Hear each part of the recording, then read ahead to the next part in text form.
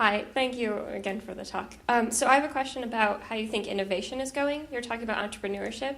And now that we've sort of switched from this like Bell model, large research facility, to the smaller companies and the universities, where do you find innovation in the future? Where do you think that's going to be coming from? I don't think that's an issue at all. You know, I think it's getting more and more specialized and fewer and fewer. Well, first of all, I think innovation is ongoing all the time. It's happening in our heads. And if you really have a good idea, I still maintain even today, if you truly have a good idea, it get funded, it'll get pursued. But it's that, you know, oftentimes we think we got a good idea, maybe not. If we don't get funded, I would do some soul searching to maybe to modify my idea to make it really worthwhile. I can't answer the question honestly.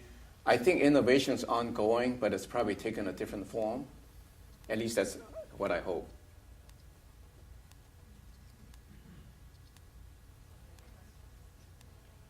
All right. Of course, now I'll get to you after Francois. Okay. We have plenty of time. I promise to make my talk short so that, in fact, people can call in from other parts of the world if that's connected. Thank you for your talk. I'm Francois from Montreal. I have a question concerning doing parallel activities in a startup company. If we have a company that is building a product, do you think it's a good idea also to get some funding, like if we don't have venture capitalists, to get some funding from, like some income from consulting services? Do you think it's a good idea to push on consulting to get money into the business to run the development of a main product, or we should concentrate really on the product and like invest our personal funds to have the product on the market sooner? Right, got it. Well, I will give you again the pros and cons. I think it's generally unrealistic that you can do something else to fund something else. And the reason is very simple, because no business, if you want to do this to fund this, okay?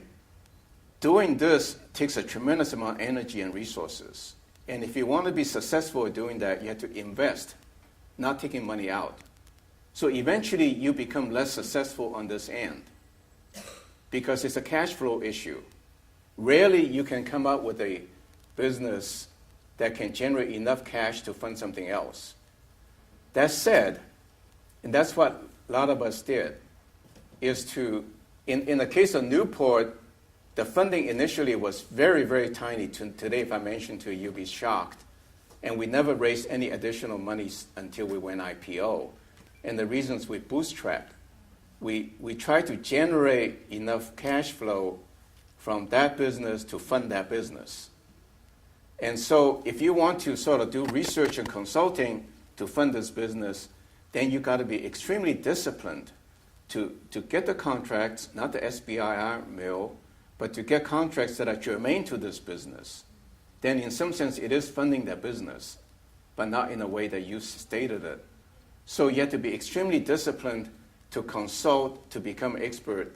So what you can do, for example, in the femtosecond laser example, you may come up with little components that only the femtosecond guys know how to make and know the need. You can sell that to generate a profit.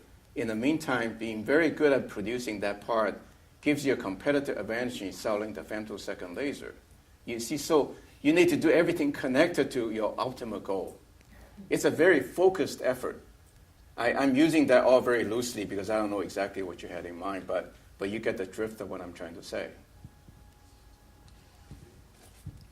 Hi, thanks for the talk. My name's Neil. I'm from Duke University. I had a question about how you think we could better prepare ourselves as graduate students to move into this kind of space. You mentioned familiarizing yourselves with business literature, but I was wondering if you could speak a little more towards that. I mean, whether it's worthwhile to spend time trying to take cross-disciplinary classes in a business school or doing internships in small startup environments, or what you thought? Yes. better? Broadening, right? Actually, my son went through Duke as well. I mentioned project manager, and again, you can almost pick up all of these pieces on the job by how you structure your job, how you take it on. Leadership is really important, and it's not like, tell me what I do, I would do it, versus, sort of really take charge and do more than you're assigned to do. So in that sense, you can really get all of the pieces on the job. That said, all of the things I talk about basically is part of the broadening process, right? But let's see. That said, you can do it a lot more systematically. Like, again, I'm sorry to use my son because I tried to think of how I would have done it. And so when he landed the job, he, after his engineering degree from Carnegie Mellon, he went into product engineering for a company. And he did that for a few years, did that really well, including go to customers and service the products and so forth. He went into marketing. Before that, he went into interface with contract manufacturers. So he learned about engineering, he learned about manufacturing, and then he got into marketing and sales.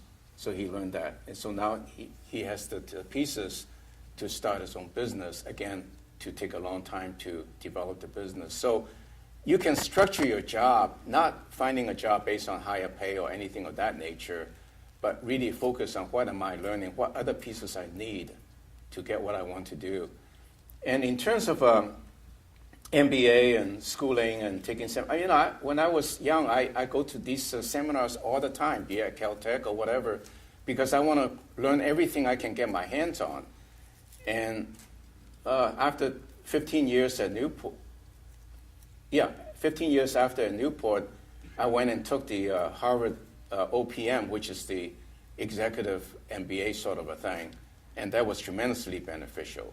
So, you got to go after it.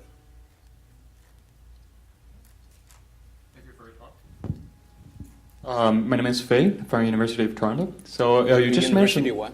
Toronto. Okay. So it just mentioned that to reduce the risk of running business, you need to break things down to steps. So, but the thing is, if we are unable to foresee the future sometimes, especially grad students when they are not that familiar with the business. So do you have any suggestions for us to set the proper milestones and things like that? Well, you're a fast learner. Thank you. Well, there's no right thing or wrong thing, and it's not like your one step sort of box you into that direction. You can kind of move around. So, my train of thought got lost a little bit. I may come back to you later, but it's okay it's any step is better than being stationary. Trust me, right?